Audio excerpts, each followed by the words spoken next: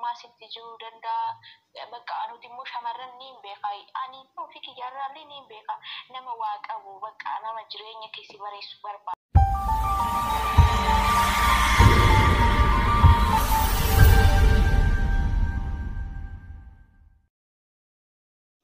السلام عليكم ورحمة الله وبركاته.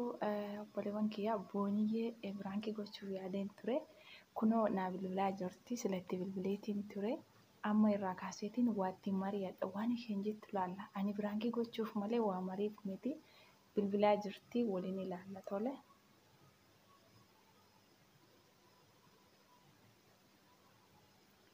هلو السلام عليكم.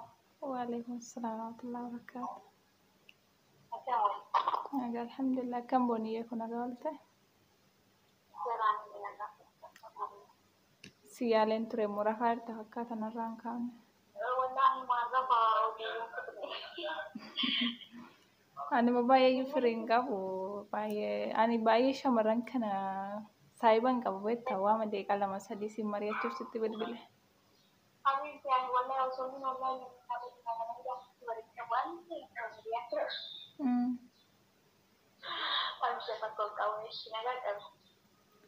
Nagakia cuna majalah thani wa Maria to baye area shamara kana neddu mesuwe tak makka charrat se pamala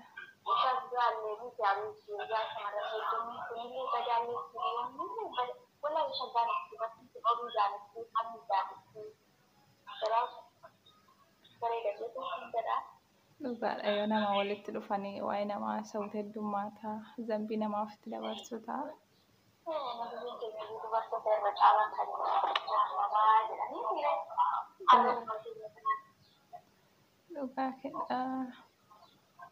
Oke, hojii keerraa sin argu waan sitti himuu barbaade siin mari'adhee tani gara hojii kee deemta. Boonii waan tokko yaada natti beektaa ala. Ani hiriyaa dhiiraa nama laman jaalladha. Isaanis na jaallatu. Isaan keessaa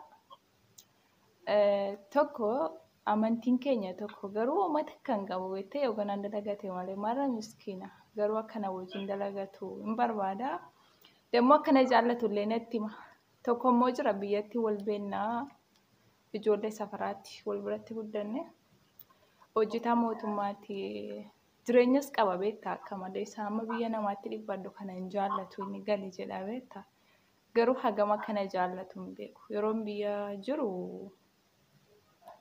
wal jaallanna jedhee yaada naan kaasu ture beektaa ergan biyya namaa dhufe immoo akka baay'ee na jaallatu natti hima garuu qabeenya qaba beektaa hojii kanatti akkan taabuun barbaadu biyya namaatti mee ituu si ta'e isa kamiin si wayyaa jetta.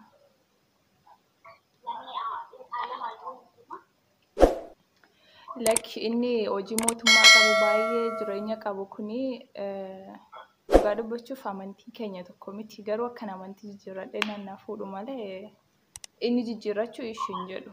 Inni kun immoo inni homaan qabne kun immoo musliima garuu na jaallata jedhee yaada garuu uummata kan qabu waan hin jibbeef.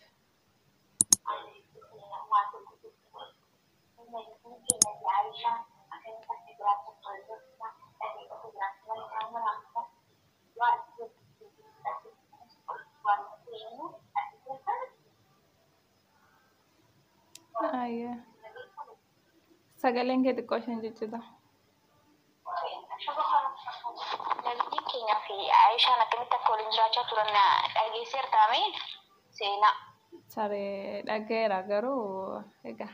Yaa ammallee waan siidhaamu wallaahi laazim waa tokko jireenyis ta'ee qabeenyi fixeensa ganamaati beektee lubbuutiyya. Ati immoo jechuudha namicha amantii musliimarra hin jirre sanitti dhaqxee inni yookaas kan farsiisaa yookaan amantii keetiin taa'ee anillee amantii kootiin taa'aa siin jechuu danda'ame. Akkasuma jedha. Waa yeroo kanaati jaalallee kee abbaa manaa kee duniyaadhaaf qofa barbaadda. Yaani aguma jireenya lafa tanarraa bichaa barbaaddaa yoo ta'e ishee borummoo maatiin uumamanoo ijoolleen keessanoo akkam ta'u. Abbaa manaa kee jahannamni nyaatee ati ka jannataa yeroo taatu aara galfiin qabaattu wallahi laazim lubbuuti yaarraa kana daamummaa sitti jiruu danda'a dargaggummaa sitti jiruu danda'a bakka anuti immoo shamarran ni beeka ani ofii kiyyarraallee ni beeka nama waa qabu bakka nama jireenya keessi bareessu barbaanna beektee garuu akkasumatti gaafa itti yaaddee laattu. Addunyaan akiraallee nama si faana jannata seenu barbaadachuu qabda malee nama addunyaa kanarratti si bareessee nyaata gaarii si nyaachisee uffata gaarii si uffisuu kan barbaaddu ta'uu hin qabdu ishee lubbuuti jedhama. Okay. Garuu dhugaa dubbachuuf maatiin kan kootuun amantiin jijjiirradha jedhee hin jaallatani. Maatiin kamiyyuu yeroo namni amantii jijjiirratu yeroo jalqabaaf xiqqoo namatti taaru. Kiristaanas ta'e musliimas hoo jijjiirratan namatti taaru beektaa? Ati maatiin kee musliima miti? Ani dhugaa dubbachuuf haadhiin koo hundi isaaniitu amantii waan qabu kanadha. Amantii isaan qabanii musliima. Inna lillahi wa inna ilaihi raaji'uun jedhaniitu gaafsan jirra. Bakka wallahi ofirraa si baasan akka nama du'e kanas si lakkaa'ani. Maaliif irree namichi kafirummaarra jira. Namichi kun warra rabbitti kafaranidha. Boru maatiin walitti dhufuuf jira. Daa'imti dhalachuu jira. Bakka atillee jechuudha. Boru gaafa deemtee harka isaatiitti kuftu.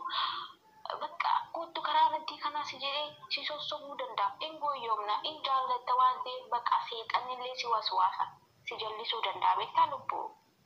Kanaafuu amma nama uumaa hin qabne sana wajjin dalagadhu erga amantii tokko taatanii jetta? Namuma uumaa hin qabne sana wallahi laazim rabbiin dunyaallee akiraallee waliin sinaa milkeessu siin jedhaan. Lubbuu qabeenyi barii dhufaa hin deema osoo akka qabeenyaatti namni jechuudha. Addunyaa kanarra silaa umurii guutuu jiraatu ture akka namni qabeenya qabuutiin garuu qabaattis qabdes duun keen ooluu dhabuun keen ooluu argachuun keelleen oolu beektee? Dhugaa jette qabeenya duukaa jijjiiraman immoo tarii gaabbiin booddee inaaf tarii waanuma umuriin dargaggummaan itti jiruuf nutti fakkaata ta'e hin beekne mala. Waan dargaggummaan sirra jiruuf malee in gaabbita boru boossullee waan feete jettullee jechuun wallaahi laazim in argattu bakka in argattu. Imi ilaali atiin kun dhiira miti inni ati dhiira miti ofitti isa fudhattu inni ofitti si fudhata booda maatiin isaallee nutti fiddee jedhuuni ukaamantii shakkanaa guutu jedhu ishi takkitti immoo karaan ba'ee fi maqaan ba'een deebi'u takka heerumtee jirta erga heerumtee immoo yeroo baatu san ilaali maqaa keellee ilaali maqaa maatii keetillee ilaali jireenya keellee ilaali borummoo jechuudha kan kanaa gadi taata. Wallahi dhugaan sitti malubbu qabeenya isaa sarraaltee ittiin dhaqe. Sirumaa bakka anamintii yooni karaa amantii kiyyaa dhuftee anillee si jaaladha waliin jiraanna jedhanii yoommoo dhufu jettee bakka ani qabeenya keetiif hookan immoo si jaaladha garuu ani amantii koon dhiisu jedhe. Amantii keetiin jiraattuu sin jedhe noo wallahi ani ati kan jahannamaa taate ani kan jannataa ta'uu hin barbaadu ani abbaa manaa kiyya faana milkaa'uu barbaada jedhe. Okay, dhugaa dubbachuuf yeroon biyya jiru na jaallachuuf dhiisuu isaayyuu hin beeku erguma biyya namaa dhufeetti akka baay'ee na jaallatus kan inni natti himu tarii biree qabdee faa jedhee yaaduu danda'a. Inni immoo amantiin keenya tokko siin jedhu immoo hagan qabus ni beeka hagan qabu waan hundayyuu nama daaleeti jechuudha akka na jaallatu kan natti himu kanumaaf yaada natti ta'e gidduutti baay'ee na rakkise beektaa yaada natti ta'e. Yaadi nama amantii kee faallisu faana ani tu nama amantii kiristaanaa keessaa dhufee miti lubbu. Wallahi namni akka lubbuu kiyyaa jaaladhu dhiira akka wallahi laazimii kunaan jaalu si dhiisii jedheeni si dhiisii ani haadha kiyyallee sin barbaadu sunaan jettee achuma haati sunarraan jedheen bakka ani nama amantii kiyya faallisu faana hin jiraadhu garuu ati yookaan amantii kana dhufte yookiin waliin adeemna garuu immoo dhufuu jettee maaliif ani nama na jajjabeessuu fedha nama na faana addunyaa akiraalee milkaa'uu fedha malee addunyaa kanarratti safaana zannaqee akka ta'etee nama amantii kufaalleessu nama rabbitti kafaree wajjin jiraachuu gammadu hin gammadulleedha gammachuullee hin argadhu beektee kanaaf niin dhiisee jechuudha ofirraa ati immoo ammaan kana uuma fedhe duniyaa dhiisi waan fedhe haa qabaatu lubbuuti yaa'u. Waan sitti himu tokko yoo karaa kee dhufe okay garuu immoo nama amantii kee faalleessu faana waa'ee jaalalaati yoo hin dubbatin. Okay, dhugaa rabbii baay'ee yaada gaarii na gorsitee jirta booniyee amma booddee baqa karaa wanti natti himte kana hin deebi'aa jechuudha. Hedduu si galatee. Kana faana jaalala kee wallaahi waliin guddadhaa waliin mari'adhaa maal akka hojjechuu qabdan maal akka hojjettanii jijjiiramtan isa faana waliin mari'adhu inshallah namni akka iyyoometti nafu isin daa'imma jechuudha. Hojjettanii ni jijjiiramtu. Ofii keenya miti maatii keenya kutaa jirra miti nuti kun biyya ormaa dhufnee magaalatti mana binnee fi waa meeqa goonee warqeetti binnee qotiyootti binnee waa meeqa goonee miti. Dhugaadha waan hin Maatii dandeenye. barbaacha jira barbaachisa. Isin immoo ofii keenya jijjiiruun dadhabdanii wallaahi rabbii keessan galateeffachaa. Dhugaadha boonii ga'ee dhugaa dubbachuu bani biraa.